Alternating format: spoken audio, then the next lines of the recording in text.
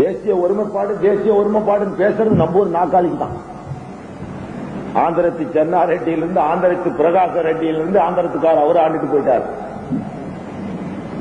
அடுத்தாப்புல கேரளத்து கோபால மேனம் புள்ள அவனும் ஆண்டுட்டு போயிட்டான். கன்னடத்து பிராமணிச்சு இவ்வளவு ஆண்டுட்டு போயிட்டான். அடுத்து மகாராஷ்டிரா சிவாஜி ராவ் அவனும் ஆண்டுட்டு போ.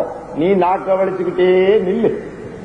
தமிழன் கத்திக்கிட்டே உனக்கு என்ன மிஞ்சும்? மக்கள் கையில மையும் மந்திரி வாயில பொய்யும் தான் மிஞ்சும்.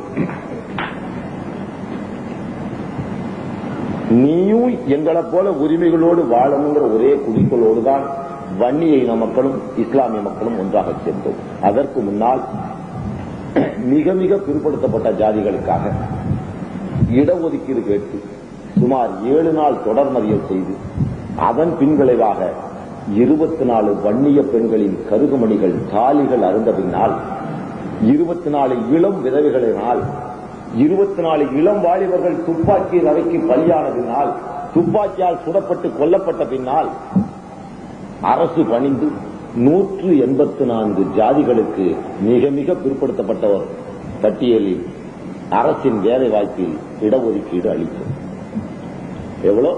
24 பேர்கள் இந்த வன்னிய சகோதரிகள் தங்களுடைய மாங்கல்யத்தை இழந்தார்கள், பொட்டை இழந்தார்கள், பூ இழந்தார்கள். தாங்கள் வாழ அல்ல, 184 ஜாதிகள் பிற்படுத்தப்பட்ட மிக மிக பிற்படுத்தப்பட்ட ஜாதிகள் வாழ்வதற்காக தங்கள் இனத்தை பலி கொடுத்தவர்கள் தான் இந்த வன்னிய மக்கள். அவர்கள் கைகளை முத்தமிடுவதில் கூட நான் பெருமை அடைகின்றேன். தங்கள் இனம் வாழாமல் தன் இன சகோதரிகளை பொட்டியிழந்து பூவிழந்து வாழ வைத்து உன் சகோதரிகள் மத்தியில் மகுடத்தை சூட்டிய ஒரு மாபெரும் வீரர்கள் தான் இந்த வன்னிய மக்கள் என்பதை இங்குள்ள ஏனைய பிற்படுத்தப்பட்ட மக்களே நீங்கள் மறந்துவிடாதீர்கள். 184 ஜாதிகளுக்காக தன் இன பெண்கள் 24 பேரை விதவைகளாக்கினார் டாக்டர் ராம்தாஸ். தன் 24 இளம் வாலிபர்களை துப்பாக்கி ரவைக்கு பலி கொடுத்தார். விலை கொடுக்காத ஒரு சமுதாயம் வீணாய் போன சமுதாயம் என்பதை உலகுக்கு நிலைநிறுத்தி காட்டினார். ஆனால் ஒரு ஜாதிக்காரன் கூட அவருக்கு நன்றி சொல்லி கடிதம் போடவில்லை. ஜிகாத் கமிட்டி ஒன்றுதான் டாக்டர் ராம்தாஸுக்கு முதலாக நன்றி சொல்லி ஒரு தீர்மானத்தை நிறைவேற்றியது. நாங்கெல்லாம் இந்த நாட்டுக்கு தேச விரோதியா போயிட்டோம். எங்களை பார்த்து இந்து முஸ்லீம் ஒற்றுமைக்கு யாரா அந்த இந்து சொல்லு? இவங்கெல்லாம் இந்து அல்லவா? முருகேசன் இந்து அல்லவா? இவர் இந்து அல்ல, அவர் இந்து எல்லாம் பாரு.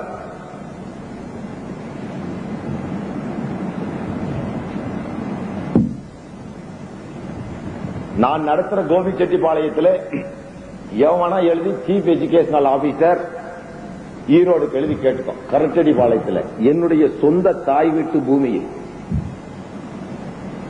சுமார் 22 ஏக்கர் பூமியை இன்று 60 லட்சம் ரூபாய்க்கு மேல போகும். செங்கோட்டையனுடைய மந்திரி செங்கோட்டையனுக்கு பக்கத்து பூமி. 2 பேரும் ஒரு கிணத்தை பாதி பங்கிக்கிறோம். சில நேரம் எங்க வாய்க்கு அல்லாவுக்கும் முறை தண்ணிக்கு மாத்திக்கிறோம். இப்படி செங்கோட்டையன் தாத்தா காலத்திலிருந்து எங்க தாத்தன் காலத்திலிருந்து எல்லாம் ஒன்னா வச்சிருக்கோம். அந்த பூமியில ஒரு ஆண்டவர் தொழிற்பயிற்சி நிலையம் ஒன்றை வைத்து 1979 எம்ஜிஆர் சர்க்காரை எதிர்த்து மத்திய அரசிடம் அனுமதி வாங்கி எந்தவித அரசின் சலுகைகளும் பெறாமல் ஆதி திராவிட மக்களுக்காக 1979 இன்று 92 முடிய கடந்த 13 ஆண்டுகளாக நடத்தி வருகிறேன். அது முழுக்க ஆதி திராவிட சமூகத்தின் மக்களுக்காக 300 பேர் வருடம் படிக்கின்ற ஒரு வசதியை செய்து கொடுத்து அவர்களிடம் டொனேஷன் வாங்காமல், அரசு சலுகை வாங்காமல் சொந்த பூமியில் விளைகின்றதை வைத்து தொழிற்கல்வி கற்று அரசுக்கு வேலைக்கு சென்று கொண்டிருக்கிறார்கள். இப்பொழுது கிட்டத்தட்ட ஒரு 4000 6000 பேர் அதில் தொழிற்கட்சி பெற்ற ஆதி திராவிடர்கள் வாழ்கிறார்கள். இதை மகாத்மா காந்தி கூட செய்யவில்லை. நான் முஸ்லீமாக இருந்து செய்வேன். நான் மதவெறியனாகிறேன். என்ன பார்த்து ஜாதி துவேசிங்கிறான், தேச துரோகி தான்.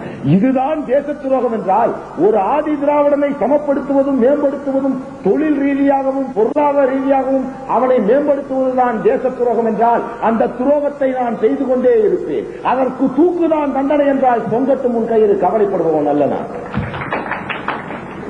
அதன் பின்னால் 13,000 பேர் கொண்ட ஒரு இயக்கத்தை ஆரம்பித்து தொழுநோயர்கள் இல்லத்தை மாதவரம் பால் பண்ணைக்கு அருகில் இந்த கிறிஸ்தவ பாதிரியார்களுக்கு உடன் இணைந்து செயல்படுத்தி காட்டினேன். அப்பொழுது என்னுடைய வயது 22.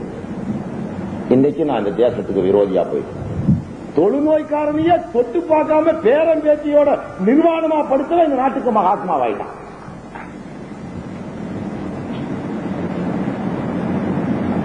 உலக பல்கலைக்கழகம் என்ற ஒன்றை ஆரம்பித்து வேர்ல்டு யூனிவர்சிட்டி சர்வீஸ் என்ற ஒன்றை ஆரம்பித்தேன். அதில் படித்தவர் தான் பொன்னையன், முத்துசாமி, இன்று அமைச்சரவையில் உள்ள 50% மெம்பர்ஸ், தம்பிதுரை 30 ரூபாய்க்கு என்னமோ அதுல வந்து டெய்லி சேர்ந்தாரு. 900 ரூபாய் சம்பளம் கொடுத்தேன். அதுல இருக்கும்போது எம்ஜிஆர் அறிமுகமானாரு, அப்புறம் எம்பி ஆனாரு, அப்புறம் துணை சபாநாயகனாரு. இப்ப நான் மதவெறியனா போயிட்டேன். நான் எங்களது மதம் அல்ல, ஒரு மார்க்கம். இவனுங்க கூட சேர்ந்து நான் ஜால்ரா போட்டா என்னைய மிலிட்டன்ங்கிறான், இவனை எதிர்த்துனா என்னைய டெரரிஸ்ட்ங்கிறான், டேர்ம மாத்திக்கிறான். இவ்வளவும் சொல்றவன் யாரு? மதசார்பற்ற இந்தியா இப்படி பேசிக்கிட்டே இருக்கிறான். நான் தான் மதசார்பற்ற எல்லாத்தையும் ஒரே மாதிரி நடக்கிறேன். இவரு முருகேசன் சாரோட 3 பேர் இருந்தாங்க. இவங்களுக்கு ஒரு இன்சல்ட் பண்ணிட்டான். ஒரு அவன் பேர் என்னங்க, இந்த சந்தானம் வேட்டையா ஜெயிலுக்குள்ள அடிச்சான், தட்டை தூக்கி 3 நாள் உண்ணாவிரதம் சத்தம் கித்தம் போட்டா கடைசியில அவனை அந்த கேட்டை விட்டே தூக்கணும். அப்ப நான் முஸ்லீம் நினைச்சு பழகல. அங்க இருக்கிற ஈழத்தமிழர்கள் 5 பேருக்கு வெயில் கொடுக்க ஒரு தமிழ் சங்கங்களோ அல்லது இந்த தேசிய பேசுகின்ற துரோகிகளோ முன்வரவில்லை. ஜாமீன் ஆயிடுச்சு. 5 பேருக்கு ஜாமீன் ஆயிடுச்சுங்க. உயர் நீதிமன்றம் அது பெரிய புத்திசாலி. 2 பேர் சூரிட்டி 5000 ரூபாய் கொடுத்து ஜாமீன்ல விடுட்டான். அவங்க திமுகவுக்கு போனாங்க, அண்ணா திமுகவுக்கு போனாங்க, காங்கிரஸ் கட்சிக்கு போனாங்க. ஒருத்தர் ஜாமீன் கொடுக்க முன்னுக்கு வரல. இதுதானா இது இலங்கை தமிழனுக்கு எவன்டா கையெழுத்து போறதுன்னு விட்டாங்க. முருகேசன் சார் சொன்னாங்க. அவர் எங்கிட்ட சொன்னார், அன்னைக்கு நைட்டே எங்க ஆளுகளுக்கு தகவல் அனுப்பிச்சேன். 10 இஸ்லாமிய பெண்களை தேர்ந்தெடுத்தோம். ஆம்பளை பசங்களை வச்சா போலீஸ்காரன் போய் மிரட்டி எழுதி வாங்கிடுவான்ட்டு பெண்கள்கிட்ட போய் வீடு கந்தாய ரசீதோட தூக்கிட்டு வந்து இந்த 5 பேரையும் ஜாமீன் எடுத்து வெளியே விடுவாங்க. விட்டமா சார்? 5 பேரையும் வெளியிட்டோம். அவங்க எல்லாம் தமிழர்கள் தான். அப்ப நான் முஸ்லீம்ங்கிற வெறியோட இருந்தேன்னா, அட துரோகிகளா, இன்னைக்கு பேப்பர் எடுத்து பார், சாய்பாபா காலில் விழுந்தான் இந்திய ஜனாதிபதி நரசிம்மராவ். சாய்பாபா காலில் அவன் விழுகிறான், சங்கராச்சாரியார் காலில் இவன் விழுகிறான். என்னங்கடா, யார பாத்துறா ஜாதி வெறி என்கிறீங்க? ஒட்டி ஏறினீங்கன்னா உங்க வேட்டி சட்டையெல்லாம் கழட்டிடுவேன்.